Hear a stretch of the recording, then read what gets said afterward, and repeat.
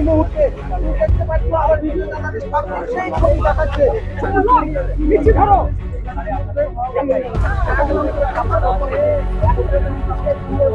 কি? আপনার এই টাকা কাট টাকা এই টাকা এই টাকা কাট এই টাকা কাট এই টাকা কাট এই টাকা কাট টাকা কোথা থেকে এই টাকা পেয়েছিল? তৃণমূলের টাকা? এই টাকা কি তৃণমূলের টাকা?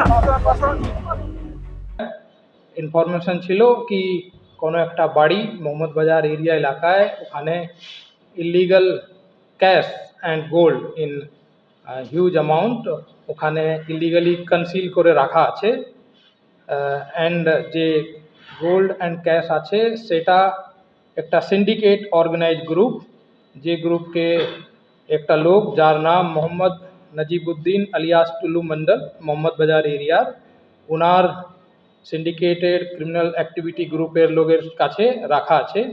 পুলিশ সেই ইনফরমেশনকে ওয়ার্কআউট করার পরে ওখানে আজকে আর্লি মর্নিংয়ে সার্চ অপারেশন চালানো হয় বিএনএস অ্যান্ড বিএনএসএস এর প্রভিশন অনুযায়ী।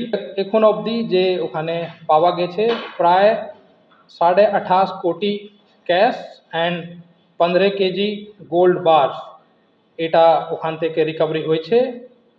লিগ্যাল ফর্মালিটিসগুলো চলছে ওখানে।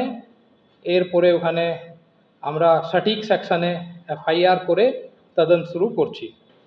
সাসপেক্টেড ওখানে আপাতত একটা লোক যার নাম আছে মোহাম্মদ মিনার মন্ডল, বাবার নাম আলাউদ্দিন মন্ডল, দেওচা মোহাম্মদ বাজারের বাসিন্দা।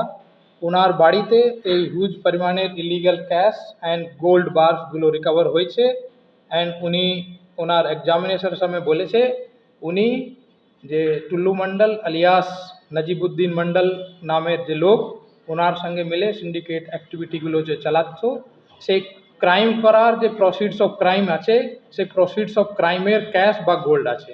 Thank you. এই সিন্ডিকেটটা কতজনের সিন্ডিকেট ছিল, কি পেয়েছেন আপনারা? সেটা তদন্তের বিষয় আছে। Now I am switching to the আচ্ছা, কি করে